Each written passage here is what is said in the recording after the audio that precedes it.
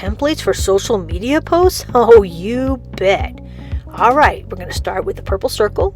And this time we're going to stay on Create and look down where it says Suggested Sizes and click View All. And now I'm going to see what all the different sizes are for the different social media platforms.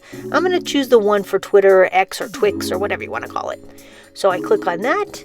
And I want to search for memes because I just love memes. And I'm going to pick this one right here. I'm going to bring it in a little bit so that way it covers the whole entire project. And I'm going to add some text to this. I go to text and I'm going to add some text to my post here. Here we go. We'll teach for food. There we go. Maybe I don't like that particular font, so I can change the font. I can move it around.